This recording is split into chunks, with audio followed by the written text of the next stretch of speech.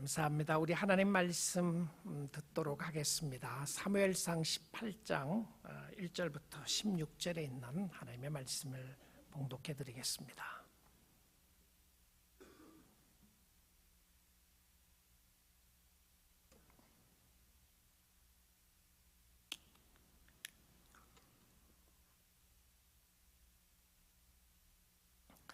다윗이 사울에게 말하기를 마침에 요나단의 마음이 다윗의 마음과 하나가 되어 요나단이 그를 자기 생명같이 사랑하니라.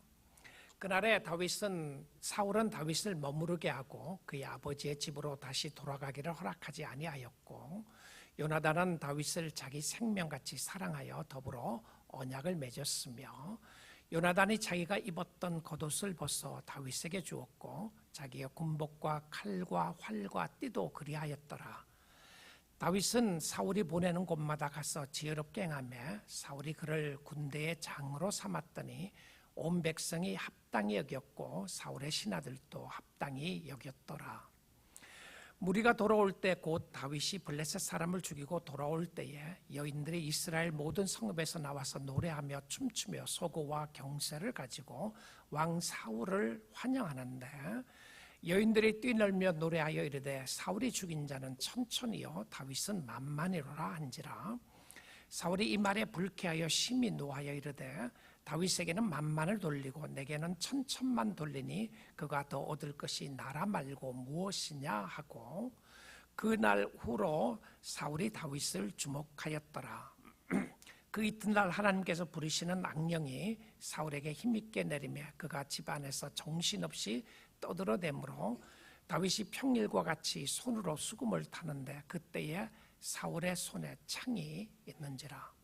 그가 스스로 이르기를 내가 다윗을 벽에 박으리라 하고 사울이 그 창을 던졌으나 다윗이 그의 앞에서 2번 피하였더라. 여호와께서 사울을 떠나 다윗과 함께 계심으로 사울이 그를 두려워한지라. 그러므로 사울이 그를 자기 곁에서 떠나게 하고 그를 천부장으로 삼음에 그가 백성 앞에 출입하며, 다윗이 그의 모든 일을 지혜롭게 행하니라. 여호와께서 그와 함께 계시니라. 사울은 다윗이 크게 지혜롭게 행함을 보고 그를 두려워하였으나 온 이스라엘과 유다는 다윗을 사랑하였으니 그가 자기들 앞에 출입하기 때문이었더라. 아멘. 하나님의 말씀이었습니다. 사랑과 미움, 칭찬과 질투는 인간의 삶에 가장 크게 영향을 미치는 요소들입니다.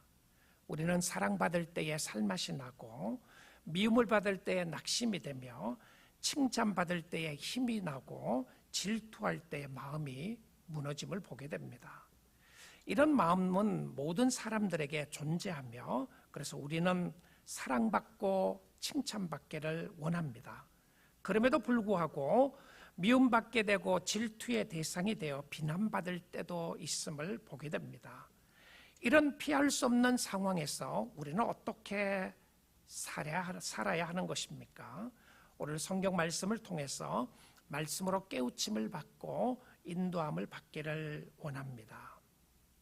다윗이 골리앗을 물리친 것은 다윗을 통한 하나님의 능력을 보여주셨으며 또한 이스라엘 백성들에게 승리를 주신 하나님의 역사였습니다. 통쾌한 하나님의 승리였습니다. 하나님의 하신 일이었고요. 다윗은 그가 하나님이었다는 것을 알고 있었습니다. 하나님이 역사하셨기 때문에 승리를 할 수 있었다는 것을 알게 되었는데, 이 승리 이후에 어떤 일들이 있게 되었나요? 다윗 주위에 있는 사람들의 모습을 보기 원합니다.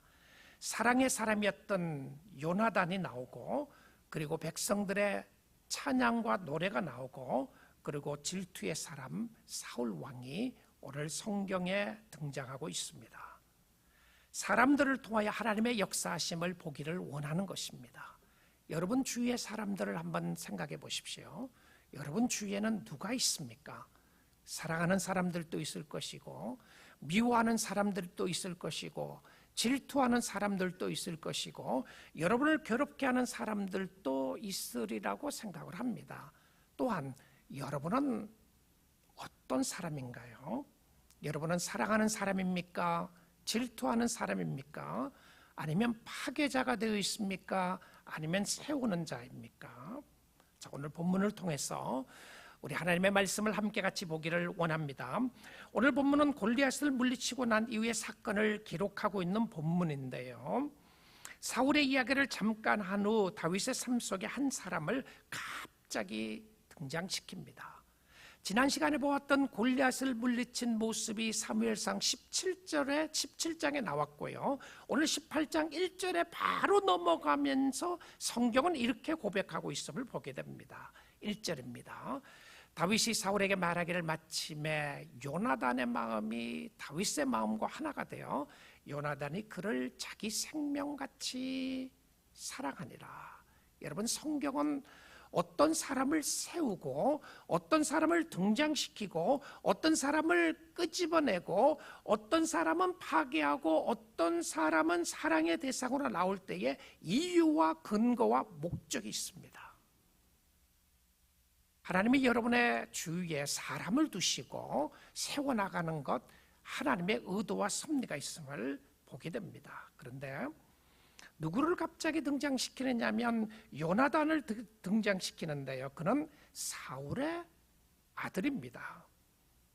성경의 표현을 보게 되면 요나단의 마음이 다윗과 하나가 되었다라고 이야기를 하고요, 그리고는 요나단이 다윗을 자기 생명같이 사랑했다라고 이야기합니다.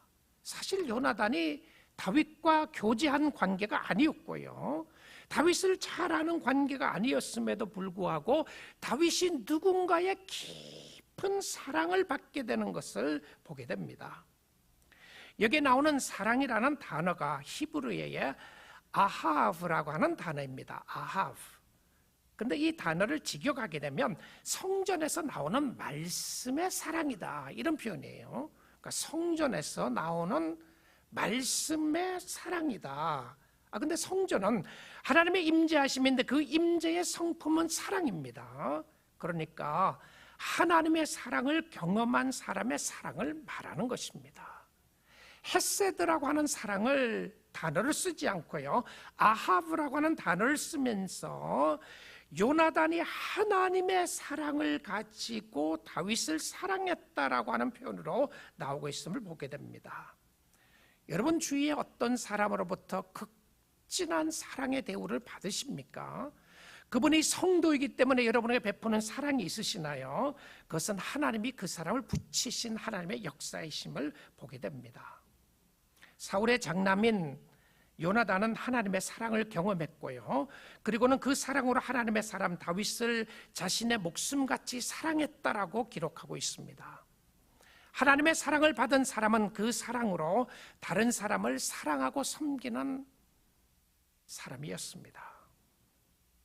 다윗은 하나님의 사랑과 요나단의 사랑을 듬뿍 받게 되는데 자기 생명같이라고 하는 말을 오늘 본문에서 두 번이나 반복해서 나옵니다. 1절에 나오고 2절을 스킵하고요, 3절에 가서 다시 이 표현을 하는데요, 3절에 보겠습니다. 요나단은 다윗을 자기 생명같이 사랑했다, 같은 단어입니다. 아하브라고 하는 같은 사랑의 단어를 쓰고요, 자기 생명같이 사랑했다라고 이야기를 하면서 그 사랑의 모습 속에서 무엇을 이야기하느냐 하면 언약을 맺었다라고 이야기를 합니다. 언약은 높은 위치에 있는 사람이 낮은 위치에 있는 사람에게 베푸는 특별한 사랑의 계약 관계였었는데요, 자기 생명처럼 사랑한 요나단은 말로만 한 것이 아니라 행동으로 다윗을 사랑합니다. 하나님의 역사하는 것 가운데 하나님이 좋은 사람을 붙여주세요. 여러분, 영적으로 여러분을 세우는 영적인 좋은 친구들이 있죠. 정말 여러분을 예수 때문에 사랑하는 사람이 있습니까? 그것 굉장한 축복입니다. 혹시 여러분이 예수님의 사랑 때문에 사랑을 베푸는 사람이 있나요? 굉장한 축복이에요. 갑자기 이 상황에서 요나단을 등장시키면서 요나단의 사랑을 다윗이 충분하게 받기를 원하고 있는 모습을 보는데 요나단은 말로만 사랑하지 않고 행동의 모습으로 옮기게 됩니다. 사무엘상 18장 4절인데요, 요나단이 자기가 입었던 겉옷을 벗어 다윗에게 주었고 자기의 군복과 칼과 활과 띠도 그리하였더라. 목자였던 다윗이 이제 장군이 되어가기 위해서 그가 가졌던 모든 것들을 주는 모습을 보여주게 됩니다. 그런데 다윗은 주위의 사람들에게 인정을 받게 되었고 사랑을 듬뿍 받게 되는데요. 사무엘상 18장 5절도 한번 보겠습니다. 다윗은 사울이 보내는 곳마다 가서 지혜롭게 행하며 사울이 그를 군대의 장으로 삼았더니 온 백성이 합당하게 여겼고 사울의 신하들도 합당하게 여겼더라. 여러분 여기에 보시면 성경은 다윗이 뭔가를 잘했기 때문에 사랑을 받았을 거라고 생각합니다. 또 그럴 수도 있어요. 근데 여러분이 이 말씀을 보시다가 다윗이 사랑받기 위해서 한 행동의 단어는 한 단어밖에 나오지 않아요. 요나단의 사랑을 받을 때에도 그가 아무 행동이나 말이 없습니다. 정말 말로 형용할 수 없는 사랑을 받았는데 다윗이 요나단에게 고맙다고 표현을 하거나 사랑을 받아서 고맙다는 그런 말이 한마디도 나오지 않아요. 근데 5절에 와서는 그의 행동을 딱 단어 하나로 사용해서 이야기를 합니다. 어떤 모습이죠? 지혜롭게 행했다. 이 단어입니다. 자, 여기에는 많은 의미가 포함됐을 것 같아요. 다윗의 삶 속에 그가 사랑을 받고 하나님의 사랑을 받으며 사람들에게 인정을 받기 위해서 그의 모습에 나타났던 모습 중에 하나는 지혜롭게 행했다고 하는 이 단어였습니다. 어쩌면 다윗은 골리앗을 물리치고 난 이후에도 그는 지혜가 있었습니다. 그 지혜는 어떤 지혜였나요? 하나님이 그를 통하여 역사했다는 것을 알게 되었던 것이고 그는 사랑을 받으면서 자만하거나 우쭐거리는 모습이 없고 당연하게 여기는 모습도 없었습니다. 모든 일에 지혜롭게 했다라고 이야기를 합니다. 여러분 한번 생각해 보십시오. 다윗의 환경이 어느 날 갑자기 바뀌게 되었습니다. 그는 양치는 목자였고요. 하카톤이었다고 하는 정말 말제 막내 아들이었는데 그런데 그를 사무엘이 왕으로 세우게 됩니다. 근데 왕으로 세웠으면 바로 왕위에 즉위를 하고 왕위에 올라가야 할 텐데 전혀 그런 모습이 없어요.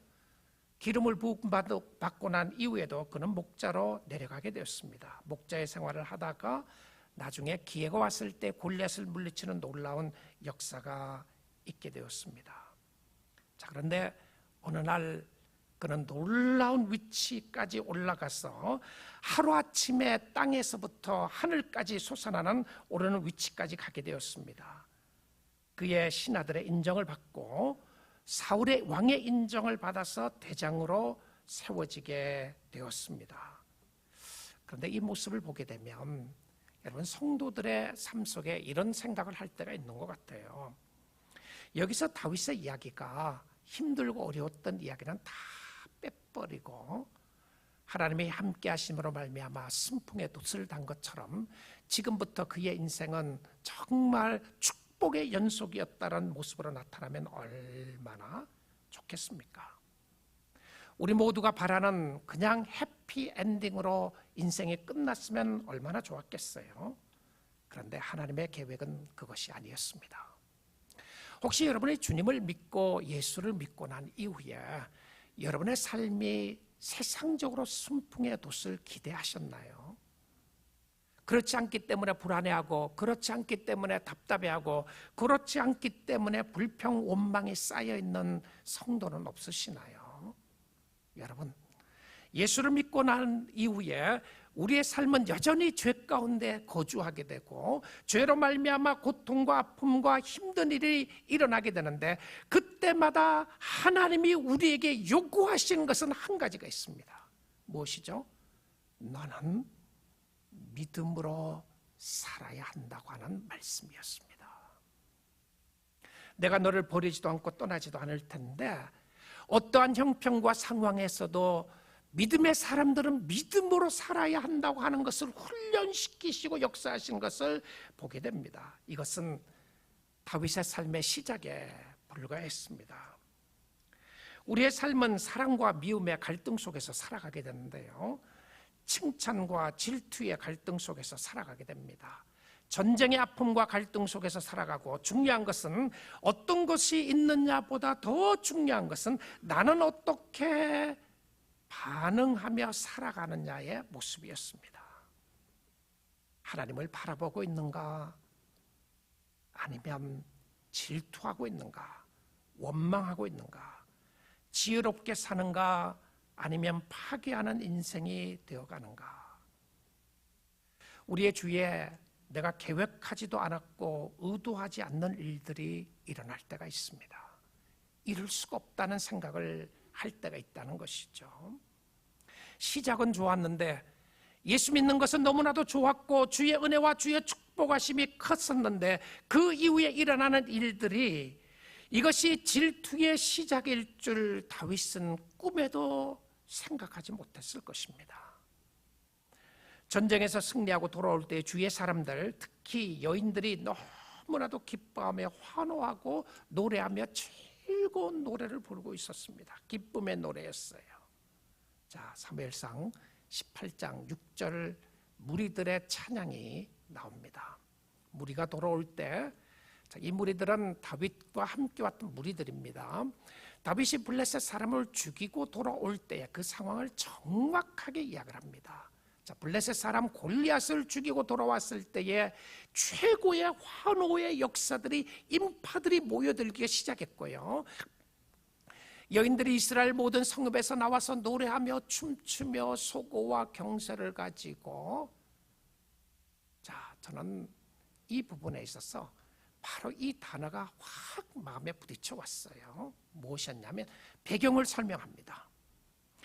장군은 누구였냐면 다윗이었고, 골리앗을 물리친 사람은 누구였느냐 하면 다윗이었습니다. 그런데 이 백성들은 누구를 환영했다고 성경에 나옵니까? 사울을 환영했다고 되어 있습니다. 저는 자연스럽게 다윗을 환영한 걸로 생각을 했었어요. 다 다윗을 찬양하고 다윗에게 노래하는 모습이라고 생각했는데 사실은 그게 아니었어요. 왕 사울을 환영하는데 여기까지는 좋았습니다. 환영하는 인파 속에는 좋았는데, 환영하는 모습은 좋았지만 환영의 노래가 누군가에는 거슬리게 되고 문제가 생기게 되었습니다. 노래의 내용이 무엇인지 7절 보겠습니다.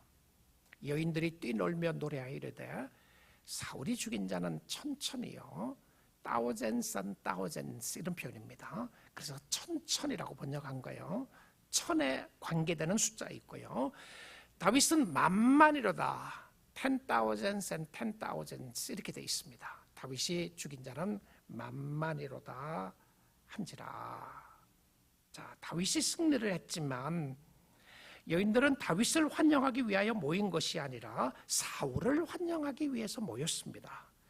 자, 이 이야기를 듣고 다윗의 고백은 하나도 나오지 않아요.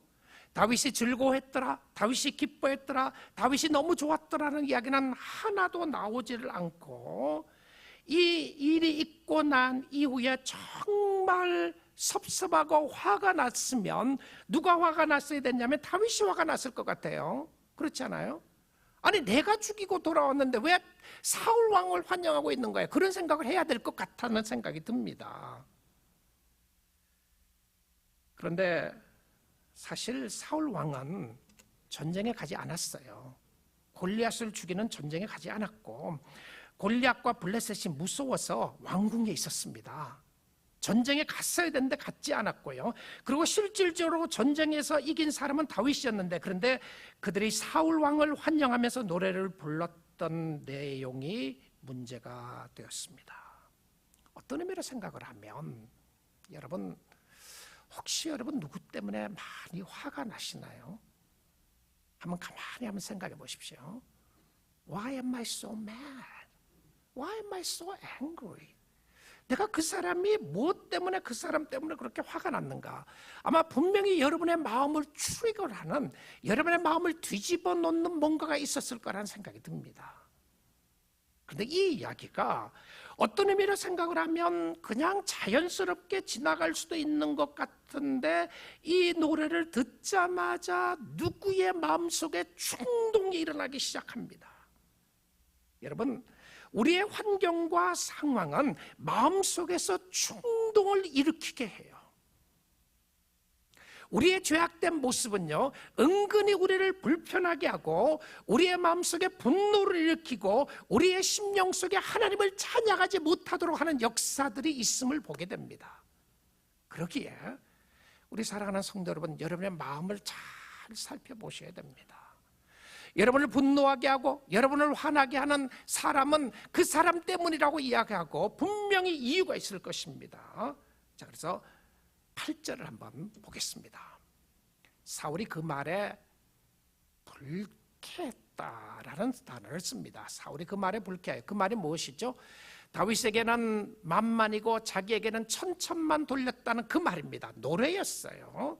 자, 지금은 축제의 날이고 왕을 골리앗을 죽이고 난 이후에 하나님의 역사하심을 볼 수 있는 그 상황이었음에도 불구하고 사람들의 마음속에는 그 모든 위대한 승리보다 내 마음이 아픈 게 제일 아픈 겁니다.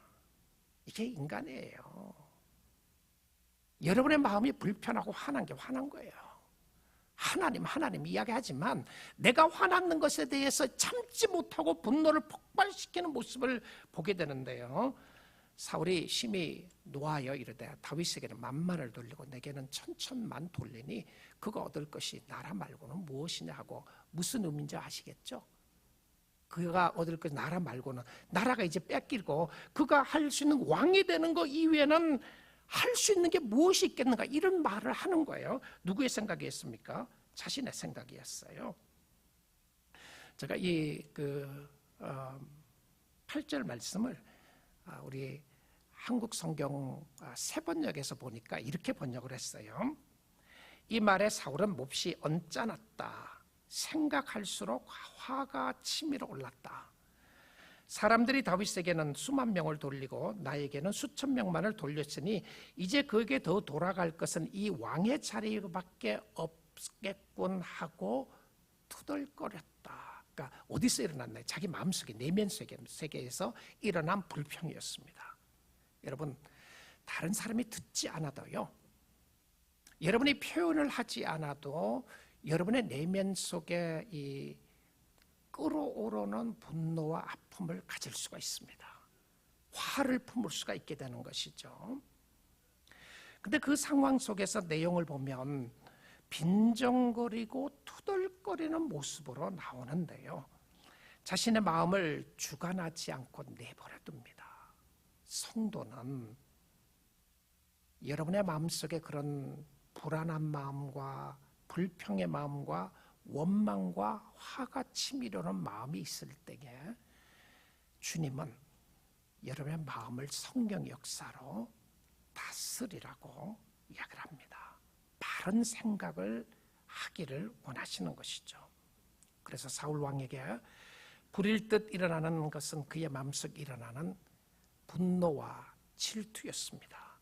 결국은 그의 분노는 질투에서 시작하게 되는데요, 사람을 통해서 자신의 마음에 파고 들어왔던 질투는 무섭게 그리고 빠르게 행동으로 옮기게 합니다. 사울은 다윗을 죽여야 되겠다고 생각을 합니다.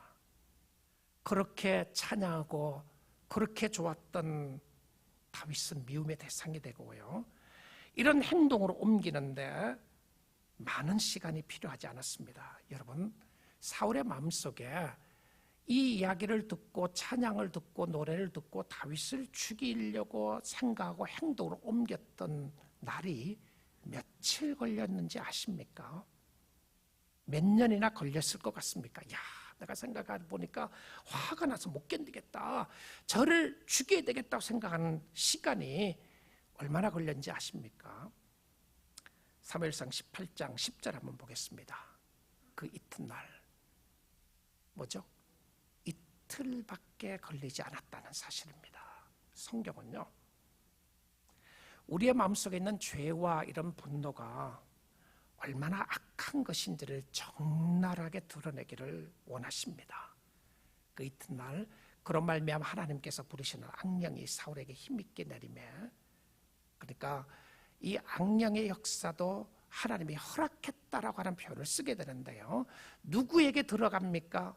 마음의 분노와 앵거를 가지고 있는 사람에게 들어갑니다. 사울에게 힘있게 내리며 그가 집안에서 정신없이 떠들어대므로 사실 미치광이가 되는 거죠. 악령의 역사로.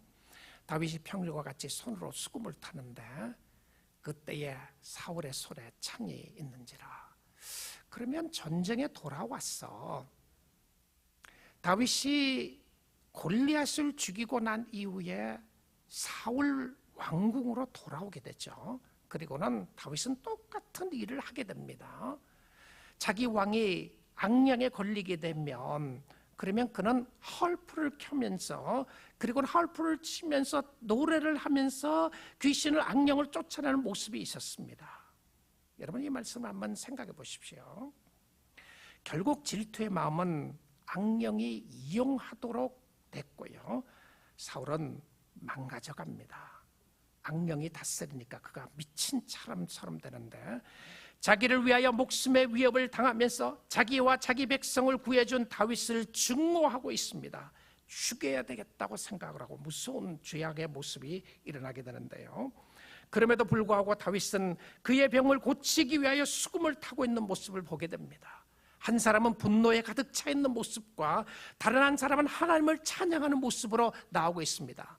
하나님의 사람은 어떠한 형편과 상황에서도 하나님을 찬양하는 모습으로 나오게 되고요, 그렇지 않는 사람은 자기의 자신이 파괴되고 망가지고 분노의 모습이 있는 모습으로 보여줍니다.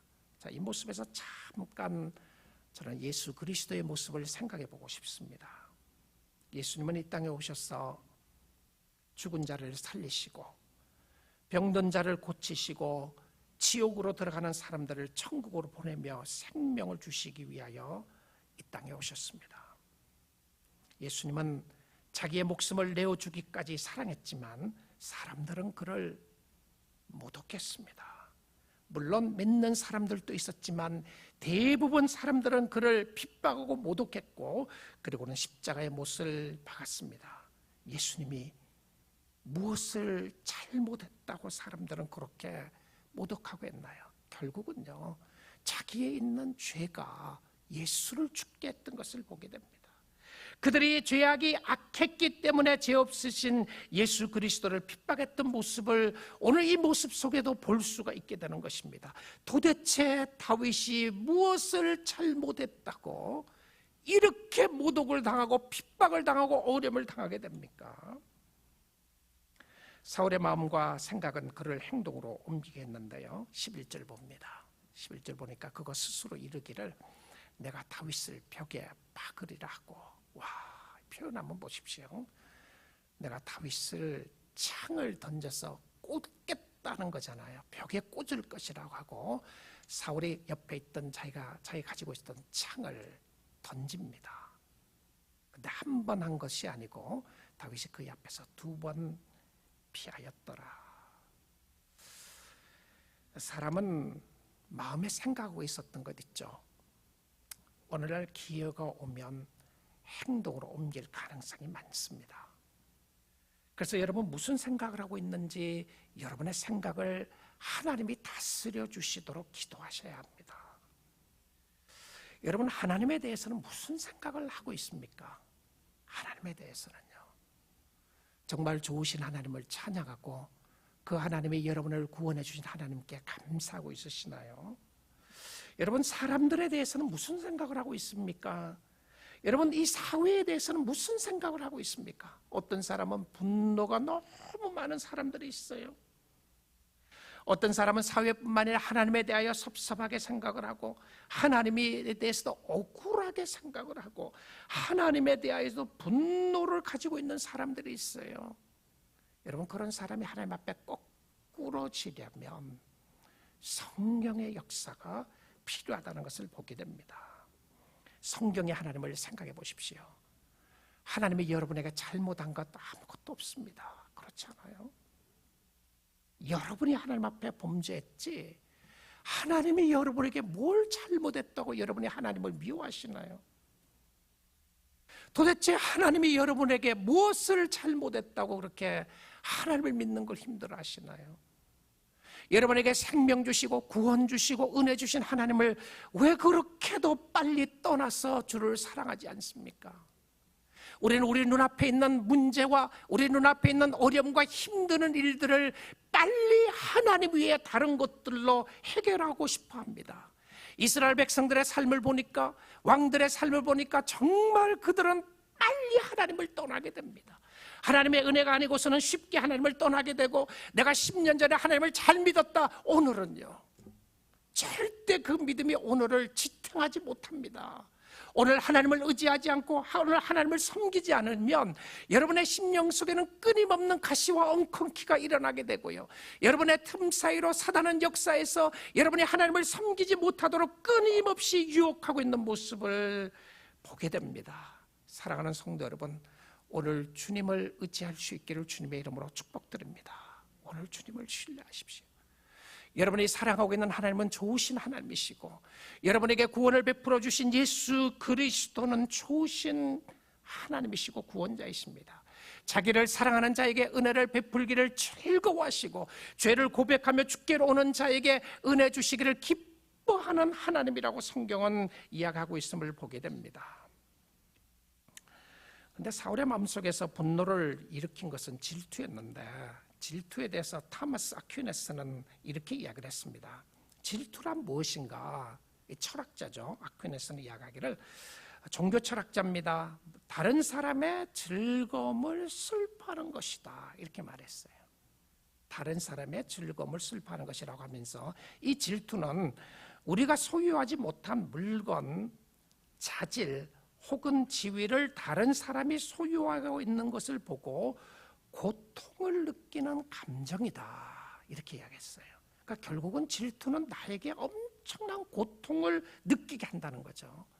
나는 가지지 못했는데 저 사람이 가지고 있고, 그 사람이 가지고 있는 걸 보면서 내가 느끼는 엄청난 고통이다. 실질적으로 질투하면서 그 질투의 삶 속에 나타나는 고통은, 감정의 고통은 나에게 있다는 거예요. 돌티 세열이라고 하는 학자는 이야기하기를, 질투에는 두 가지 질문이 있다, 이렇게 말했어요. 질투하는 사람에게 두 가지 질문이 있는데, 첫째는 다른 사람이 누리는 것을 왜 나는 누리면 안 된단 말인가, 스스로 묻는 질문이에요. 내 친구가 누리고 있는데 나는 왜 누리지 못한다는 말인가, 이게 첫 번째 질문이고, 두 번째 질문은 내가 누릴 수 없는 것을 왜 다른 사람은 누린단 말인가, 이 질문이에요. 그러니까 다 못 누리면 질투하지 않아요. 근데 나는 못 누리는데 누군가는 누리고 있는 이 질문을 하게 됨으로 인해서 일어나게 된다. 그러니까 결국은 이 두 질문 속에 질투라는 것이, 질투의 꼬리와 질투의 뿌리가 여기에 달려있다는 것을 이야기를 합니다. 하나님의 마음에 합한 사람이라는 책을 쓴 르베카 피펫은 질투에는 몇 가지 단계가 있다고 그렇게 이야기를 하고 있어요. 첫 번째 단계는 비교하기다. 그러니까 이 질투에서 무서운 모습 중에 하나는 비교하기다. 지구상에 발생하는 모든 질투는 한 사람으로 통하여 일어나지 않는다. 질투에는 반드시 두 사람이 혹은 두 사람 이상이 연루되어 있다. 그래서 질투의 시작은 다른 사람을 깎아내리면서 시작된다. 결국 시작은 자기의 마음속에 깊이 깔려있는 교만이다, 이렇게 이야기했어요. 그러니까 내가 누구를 질투한다고 이야기했을 때에 내 마음속에 결국은 갖지 못했는데, 나도 자격이 있는데 못 가졌다는 표현 아니겠습니까? 저 사람은 자격이 없고, 아니면 동일하게 나도 갖고 그도 가야 된다고 생각을 하는데 결국은 내 마음속에 깔려있는 교만이다라고 이야기했습니다. 두 번째 단계에서는 르베카 피펫은 이야기하기를, 이 비교하기로 가다가 보면 두 번째 단계에 어떤 단계로 가느냐 하면 의기소침과 우울증에 빠지는 단계이다, 이렇게 이야기했어요. 그러니까 결국은 가인의 제사를 받지 않고 아벨의 제사를 받음으로 자기의 잘못은 보지 않고 가인의 얼굴이 일그러졌던 모습을 이야기를 합니다. 그러니까 내가 잘하고 잘못하고는 돌아보지 않고 실질적으로 결과에만 집중한다는 거죠. 과정은 잊어버리고 결과에만 집중하다 보니까 결국은 내 마음속에 의기소침과 우울증에 빠져있는 깊은 단계를 이야기를 한다는 것입니다. 세 번째 질투의 단계에서 그는 이야기하기를 이렇게 두 가지 단계로 가게 되면 비교하게 됐다가 자기가 우울증에 빠지게 되고 질투하는 상대가 있게 되면 세 번째 단계는 상대를 해치고 싶은 마음에서 비이성적으로 행동한다 이렇게 이야기를 하고 있어요. 상대를 해치고 싶은 마음을 가지게 된다. 그러니까 분노와 원통함이 솟아오르게 된다는 것이죠. 그래서 무서운 행동으로 옮기게 되는 모습을 이야기를 하는데요. 사울에 대해 근본적으로 질투 속에 숨어있는 근본적인 죄는 하나님을 인정하지 않음으로부터 오게 되었습니다. 영적인 문제였던 것이죠. 하나님을 버림으로부터 오게 되었고요. 하나님 앞에 감사하지 않았습니다. 우리 사랑하는 성도 여러분, 주신이도 여호와시고 취하신이도 여호와시라면 우리의 삶 가운데 정말 중요한 것은 매 순간 하나님 앞에 감사하는 겁니다. 감사 많이 하세요.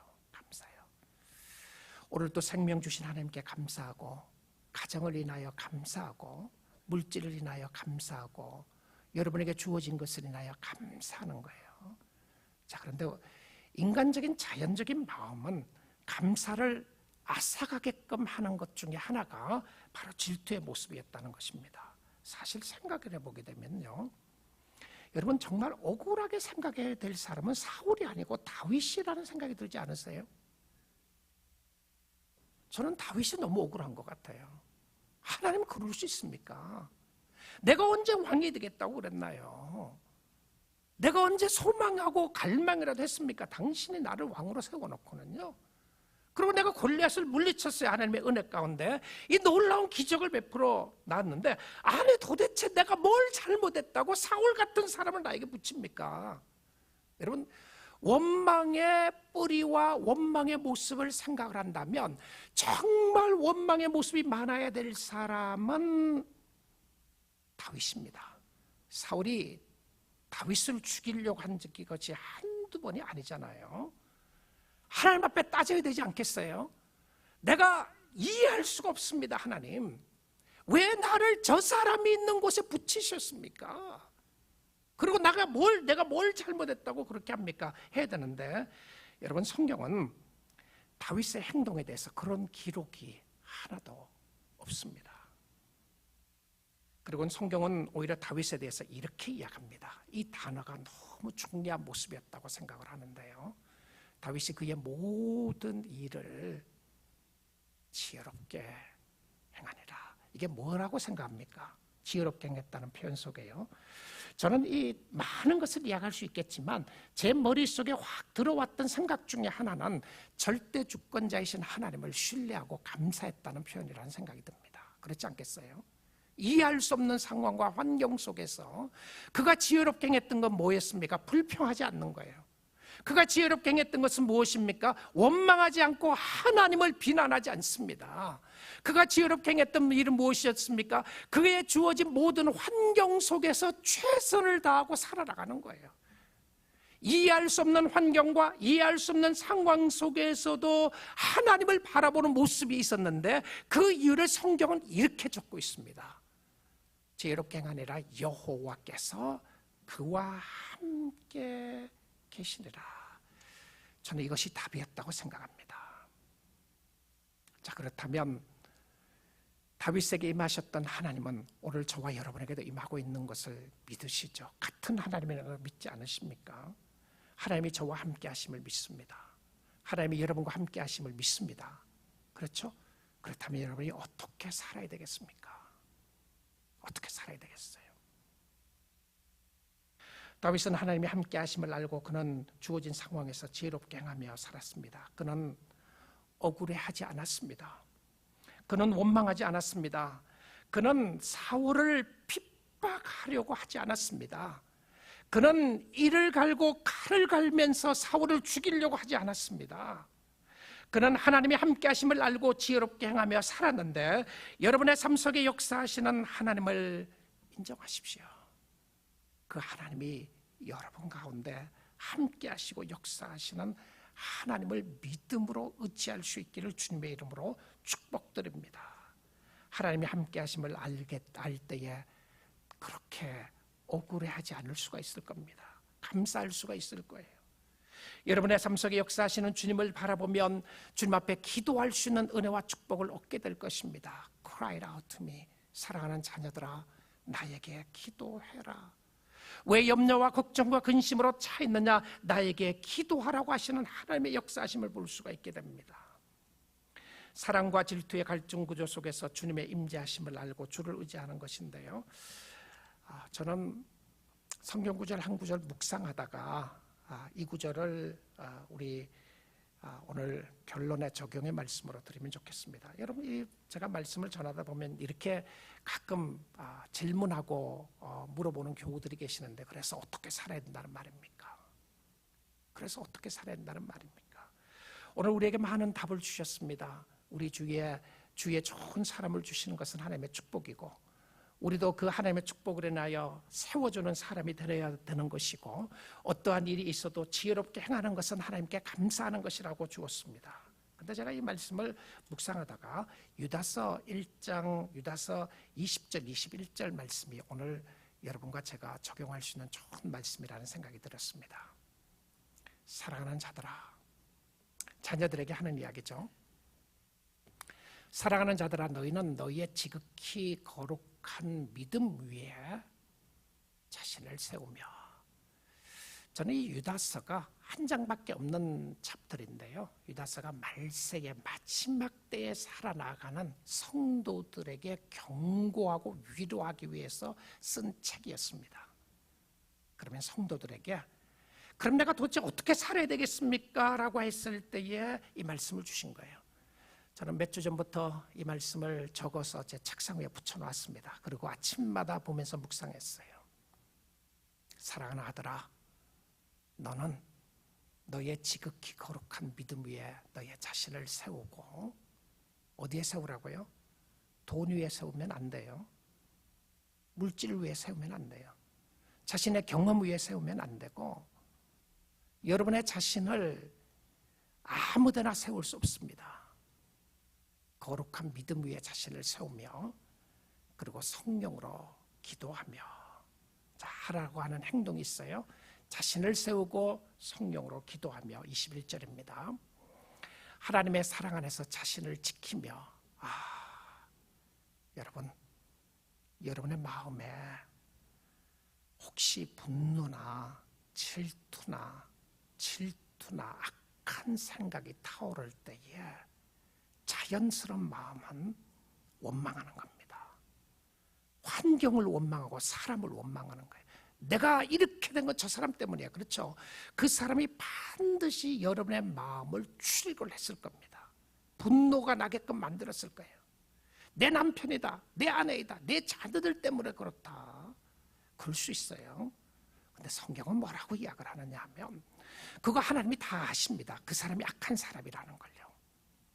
그 사람이 여러분의 마음을 뒤집어 놨다는 것조차도 성경은 알고 있어요.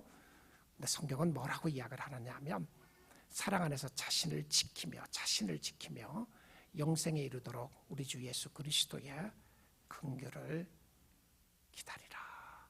주를 기다리며 주를 의지하며 주를 섬기는 우리 사랑하는 온 뉴라이프 교회 모든 성도 될 수 있기를 주님의 이름으로 축복합니다. 아멘. 우리 같이 기도하겠습니다. 우리 시간 말씀 가지고